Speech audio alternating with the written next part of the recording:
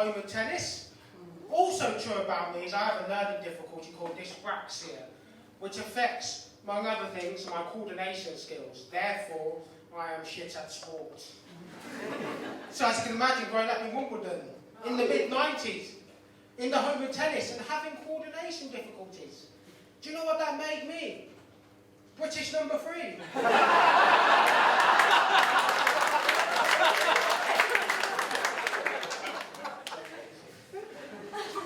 Everyone's talking about the pandemic. I was prepared than most, because I live with my overbearing Indian mother. So I've been in lockdown for 38 fucking years.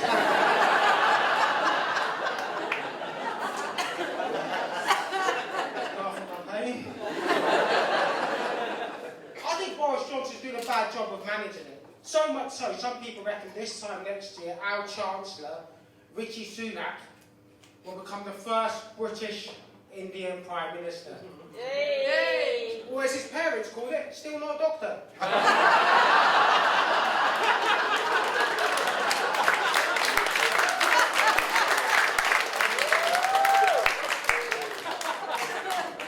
So I should explain myself. I am a left-wing socialist comedian. Well,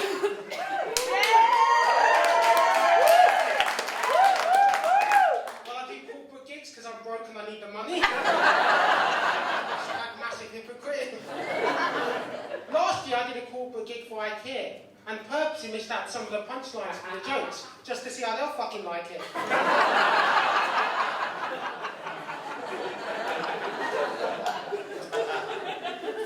I am left-wing, but it's okay if you're right-wing.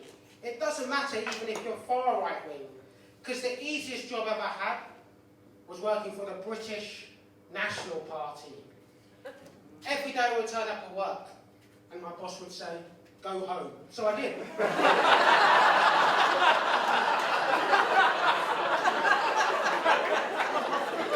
Easiest job ever.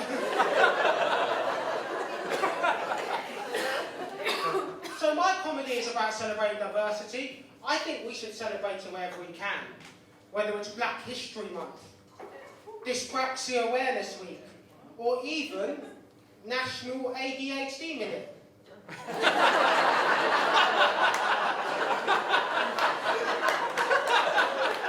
we got to keep up. Sorry, that sounds so patronising. Another box I tick is I'm also slightly autistic, which makes me do dumb shit all the time. Do you know about the dumbest thing I've ever done? Yeah. A few years ago, I was caught masturbating at the airport. To which a security guard came up to me and said, "What do you think you're doing, fella?" To which I replied, "I'm making sure I don't carry liquids over 100 mils."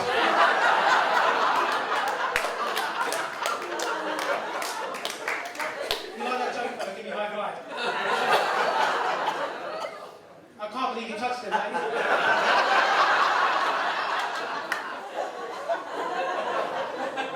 He's laughing now, he's going to kick the shit out of me after the gig. Genuinely true story. Several years ago, diagnosed with a mild form of Asperger's. It's a form of autism where you have problems communicating with people. Basically, you can't read someone else's body language. Now, I don't think I've got this Asperger's. I wouldn't be here today looking people in the eye trying to tell jokes. And anyway, one of the symptoms of Asperger's, the doctor said I had, no word of a lie, was having one-sided conversations with other people. If you guess that's not Asperger's, what the doctor has described there as a fucking stand-up comedian. I'm starting to think what happened several years ago when I got tested. My results got mixed up with someone who is genuinely autistic. And now what's happened? I'll tell you what's happened. There's some kind of Rain Man-like figure out there on the circuit who's been told by a doctor he's a fucking comedian. By the way, I haven't got Asperger's. My actual diagnosis was mild traits of Asperger's. So I'm not Rain Man, I'm more Drizzle Boy. Which sounds like the worst rhyme artist ever. But being on the spectrum means I obsess about things. My big obsession is politics. And I want to talk about the current refugee crisis that's going on, because I get it. I really do. Because during the 1970s, my dad moved to England to flee persecution from India. Unfortunately, my mum managed to track him down.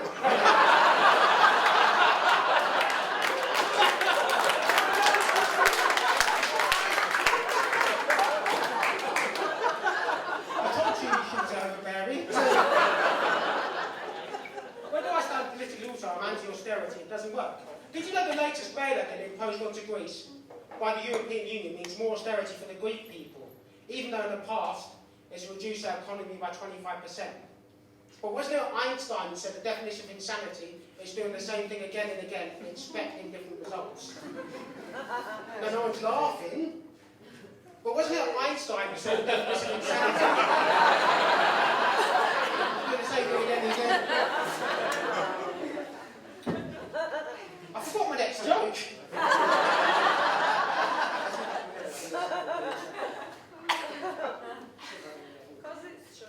Wasn't the definition of insanity?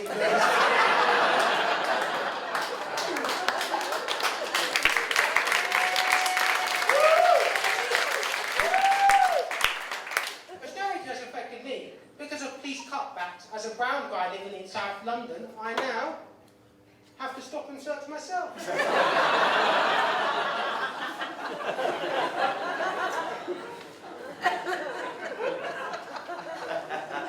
I have some unpopular political opinions. Don't judge me on this, but last year I went on an anti-mask rally. Obviously I didn't want anyone to know, so I wore face covering.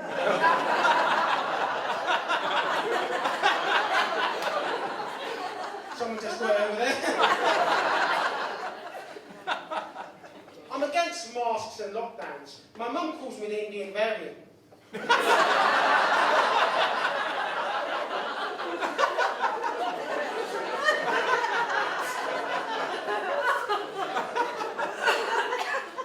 No, I can understand why we went to lockdown. I don't mind that. And vaccinating stuff like that. I agree with that. But anything questioning the pandemic was automatically censored. You get a wider variety of opinions in my acts than you do in mainstream media and politics. At least with me, you get the viewpoint of a British Asian living in London. The outlook of a dyspraxic person and the viewpoint of someone who's ADHD and autistic. Obviously not tonight, but as you probably guessed, comedy clubs usually book me just so they can consolidate all the diversity requirements. It's a wonderful little fucking comedian. And you all makes my life worse is the fact I'm 38 years old and I still live with my mum. Not cool. But hopefully one day I'll move out and find her own place. And my mum's quite old school. When I mean old school, what I really mean is racist. She'll discriminate against anyone. It's true, she's worse than the BNP. She'll discriminate against anyone. But another bad trait she has, she likes to compete with other middle-class Indian families. So as you can imagine, age 38, when I make a new middle-class Indian friend, my mum's like, son, make sure they've got a degree certificate. Fair enough. And make sure they've got a job, but not as good as yours. Making me look like I'm the one who's doing better. But I'm a low-wage comedian who's got the crappiest daytime job ever. I push a trolley for a living, living a dream. But then you've got me thinking, Indian competitiveness plus crappy job equals business opportunity. What I could do is hire myself out as a pretend friend to other middle-class Indian kids. Just so I can make them happy with one of their fucking parents.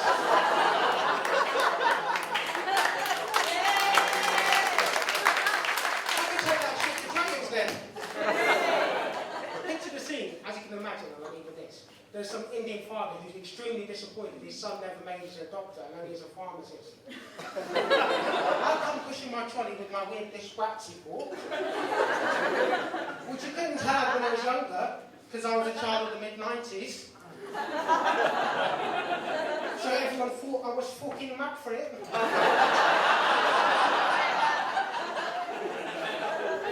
Farming doesn't seem so bad. But what I can tell you is that I've been Biswas. Enjoy the rest of the show. Cheers.